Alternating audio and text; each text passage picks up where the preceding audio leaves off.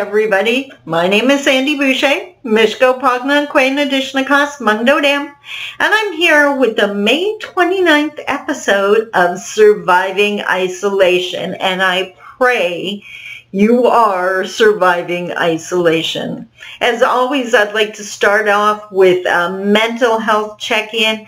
How are you doing? On a scale of 1 to 10, how are you dealing with isolation?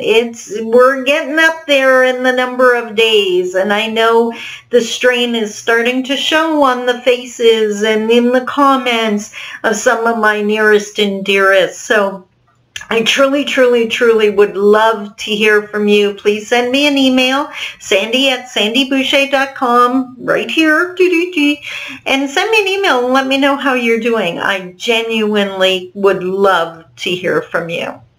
Now, as always, we start every episode off with the statistics for this week. So it was March 11th, way back on March 11th, when the World Health Organization, WHO, declared the pandemic 79 days ago. I don't know about you, but in the background, I'm kind of half thinking of planning a 100-day self-isolation party. I don't know. I may have to order balloons or something. Just putting that out there. Let me know if you're doing anything or you're going to celebrate the 100 days. I don't know. Fly flags or sing really loud out our windows to prove we're still hanging in there. I don't know. We should talk about that. It was March 17th when Ontario declared the state of emergency. I live in Northern Ontario, so of course it's different for every region, depending on where you live. That was 73 days ago. And as you've heard me mention before, my self-isolation started on March 14th, and that was because I had just done a run of events, 4 in 1 week.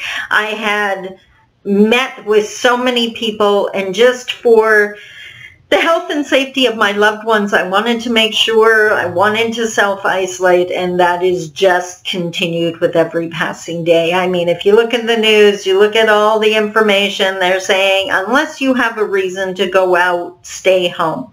I work from home. I live alone. There is really no reason. I go out to pick up my online ordered groceries, and I have my best friend who picks up groceries for me once a week and drops them off. So, and he's self-isolating as well. So, I mean, there really is no reason for me to be out there putting other people at risk. So, my tush is staying home. As always, every episode we look at what's working, what's not working, and just touch base on how things are going. So, by the way, I would love it. Like I said, what day am I at? Oh, I'm at 76 days of self-isolation. I'm surprised. Like, seriously, I told my daughter yesterday, I will be amazed if my long hair makes it through isolation. Seriously. And I was joking around, we're all starting to become best friends with those friends of ours who are like hairdressers or nail techs or whatever, you know. We could do a one-on-one social visit, hint, hint, nudge, nudge, wink, wink. Those people are becoming incredibly popular, or they will soon, I suppose. So, seriously, at day 76, I would love to hear what is working for you, because I'm owning it, authentic here, getting real. I have had some rough days. It's a grieving process, grieving our old lives. And I know that sounds like privilege, but I'm not talking about grieving my nails, although I really miss them. I'm talking about not seeing my grandchildren or my children. I did get in a social distancing visit yesterday after 74 days. My grandchildren are 5 and 7. They don't understand why they don't get to see grandma anymore. And now that it's summertime, at least we can be outside and we can see them. And just having a conversation with my children again, if nothing else this time, I pray it's making everyone truly value their relationships so much more. And I pray that we hang on to that and don't forget it 2 days after this is done. And of course, that's a whole discussion in itself. Like, we're not going back to the way life was. We aren't. We can't, because we have what I was saying yesterday with my children. We've enjoyed the benefits of being global for quite a while. We've enjoyed global travel. We've enjoyed a global economy, being able to eat foods from other different parts of the world, being able to sell our products and services to other countries without having to travel there, or even if we do travel there, having that option. Every relationship has pros and cons, and I think a global pandemic is just part of a global reality. And no, I am not a nationalist, and I am not saying close the borders. I am saying we were naive, and we need to now be conscious of the risks as well as the rewards. COVID-19 will end. This will pass. But then the next pandemic will happen, just like flu season every year, and we need to be conscious of that. We need to be changing how we do things to keep ourselves and our loved ones safe. That's what I believe. So what's been working for me? Well, I shared in last week's episode, beading is keeping me sane. It also makes time go by incredibly fast. Last night I started sorting some beads and doing some bead work, and I started at like 6 p.m. and next thing I knew it was midnight. And I was enjoying myself, which is the most important part.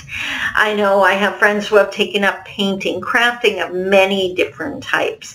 I am the biggest softie out there. I bawl my eyes out over absolute everything, happy, sad, frustrated. That is like my go-to response.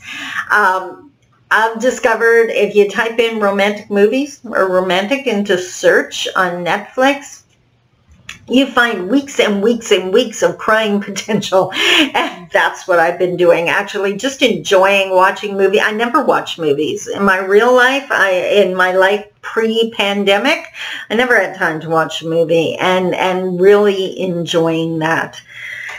Enjoying the nice weather, enjoying the option to get outside. That's definitely working for me. Actually getting to all those books I said I wanted to read, that is definitely working for me. So again, send me an email. I would love to hear what is working for you. But what isn't working for me? I swear to God, me and my weight scale are going to stop talking. Like, it's just I don't like the things that he says to me, and we tried, mediation, and just didn't work. I gave him another chance as of this morning. I thought we were on the path to healing our relationship. Maybe not so much. Definitely health. I've never been known for my healthy eating habits, and I also don't like cooking. Toast for dinner is a good idea to me. Popcorn is a good idea to me. So definitely that's a challenge. I'm going to get my brand new air fryer this week. So I'm looking forward to that and checking out some recipes. The fact that I have to, seriously, I'm one of those people that if I didn't have to eat, I'd be totally fine with that. I am not a foodie at all. I eat because my body needs the fuel. Yeah, and this cooking thing, I'm just going to be, I don't know. I could be ordering in food left, right, and center. I don't want to take that option. I don't want to spend the money, to be honest. I work hard for my money. I'd rather keep it in my bank account. Thank you very much. I support the businesses that I need to help me get through this pandemic, but I'm not just going to go nutso and forget all my financial planning experience, so that's not going to happen. So again, what is working for you? What isn't working for you? What's your greatest challenge? My couch is rapidly becoming my enemy. I swear to God, my butt meets couch cushion and all of a sudden it's popping chips. But last night I was at my kitchen table doing bead work and chips were nowhere in sight because my hands were busy. So I don't know. What is working for you? What isn't working for you? And how are you coping? What are you taking a bunch of online courses? Is that what it's doing? Have you checked out those online concerts? I'd be really interested in hearing that. What is working for you? I'm putting this out to the universe here because you guys are experts on your isolation, and maybe I can learn from it. Hopefully some of the things I've tried work for you, and feel free to share. Feel free. We can help each other through isolation even if we can't see each other. Gotta admit, the dance parties are still working. I'm having fun with that. For those of you who have never caught a past episode, I have my earbuds in and I have a playlist, and I hardcore rock out dancing around my kitchen island. A friend had asked me, do you dance like nobody's watching? And it's like, no, I dance like a drunk at a wedding showing off my moves, right? So like hardcore, great cardio working out, having fun with that, because I know I have an office job. I sit a lot. I do beadwork, which is sitting. Years ago, I'd love to get your feedback on this too. Years ago, I heard a quote that we age from the feet up. What do you mean by, I don't mean that your feet get old before you do. That's not what I mean. But as far as activity goes, running, walking, everything with our legs seems to be the first to go, and we're still using our hands. We're still doing upper body, but we're not moving. And I am so, ever since I heard that, I'm just so incredibly conscious. I know I'm typing all the time. I know I'm holding a book or holding my phone. I'm using my arms, moving my head to talk, even when I'm on video. But I need to be moving my legs. I need to be, I'm 56 years old. I am Anishinaabe. My family, like so many other Anishinaabe families, has a history of high blood pressure and diabetes. Knock on wood, neither one of those are my story as of yet. Gaining weight is not an option for me because that's what's going to happen. And I'm smart enough to realize it doesn't have to be, that the choice is in my hands. My mom was 72 before she was diagnosed diabetic, and I promised myself I was going to beat that I was going to be even older. If and only if I ever end up diabetic, it had to be older than 72, because the combination of high blood pressure and diabetes, that's how I lost my mom, that's how I lost my eldest brother. I don't want to lose anyone else in my family to that combination, including I don't want my children to lose me. So that's my lecture for today. That's my driving force of trying to stay on top of my health, getting that exercise, dancing my tush off, moving from the waist down. So I don't know, have you heard that quote? Is there any other quote out there I need to know that is going to inspire me to stay healthy? Again, I am asking for your help. Maybe that should be the title of this episode.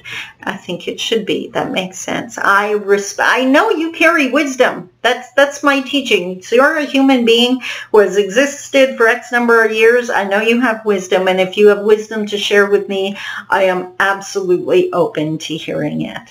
So that's my 2 cents for this week. These episodes are getting shorter and shorter as I'm less and less panicked. I hope, looking back over the last week, I think I had 5 good days and 2 rough days. And I should keep track of that, because I'm hoping and praying, like any life, pandemic or not, that we have way more good days than we have bad. So that's my story for this week. I hope that made sense to you. Please send me an email. I need your wisdom. Until next week, I love you. Talk to you soon. Bye-bye.